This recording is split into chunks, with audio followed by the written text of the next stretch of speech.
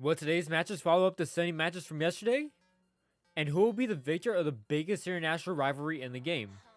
Stick around and find out as I welcome you to Retake with Turkey J, your daily recap for all the action from Champions Assemble.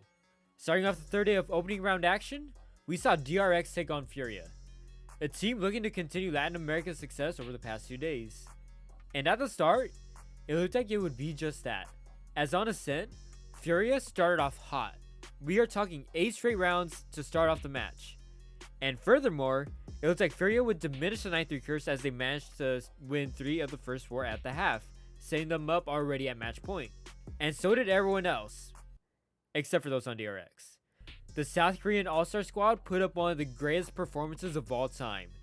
They snowballed and refused to give up on map 1, and even forced overtime on this heavily defensive sided map. And in overtime, it came down to whose defense would break first.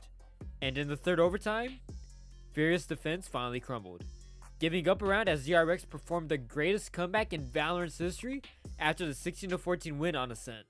Following the near half an hour heartbreak for Furia, they seem to have just lost steam. DRX continued to snowball in Haven, as on the defense, DRX converted 10 first kills, allowing them to have a constant numbers advantage throughout Haven. Following the 8-4 first half, DRX would shut down any hope Furia had, as they won the final 5 rounds, as Buzz and DRX won Haven 13-4, capping off an incredible performance on their end. Then for our second match of the day, we get to renew the NA-EMEA rivalry once more with 2 storied teams who surprisingly have yet to play each other at all in international play. 100 Thieves taking on Fnatic. Fnatic would try to take 100T out early by bringing out Pearl, but 100 Thieves remained composed, as the COVID-filled brand new roster remained in the match with the European powerhouse, having the first half tied at the half. But the players behind the mastermind of Sean Garris remained calm and executed better than the experienced Fnatic roster, as they stole map 1 13-10. But Fnatic are not your ordinary team. Despite losing map 1, they just came into the mindset of map 2 being, you steal our map, we'll steal yours. No one seemed to have this mindset larger than Mystic on Fnatic though, as he went ballistic on Bind. With 23 kills, 8 multi-kill rounds, and a 1v1 clutch against Derek, shutting down his 17-0 clutch streak, Fnatic forced map 3 after a 13-7 win on Bind.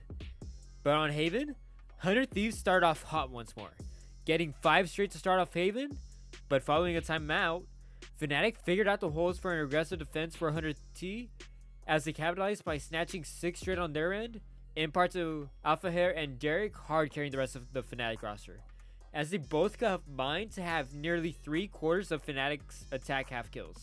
But when the side switched, it would be great side retakes and trades by the Thieves that would just be too much for Fnatic, as even after a timeout, after 4 straight from 100T to start it off, Fnatic could only muster up 1 round before 100T closed Haven and pulled off the upset. Then it concluded the day from the biggest region rivalry to the biggest international rivalry, the 4th meeting between North America's Optic Gaming and Brazil's Loud.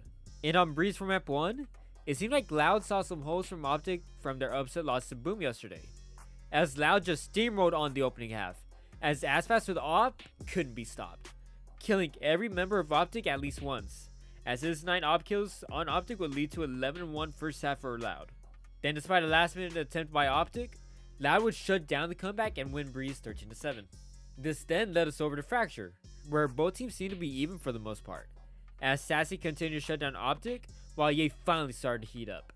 But when the defense came around, Ye and the rest of Optic woke up, as they would close out 6 straight at the end of the second half to win Fracture 13-10 and force Pearl for map 3.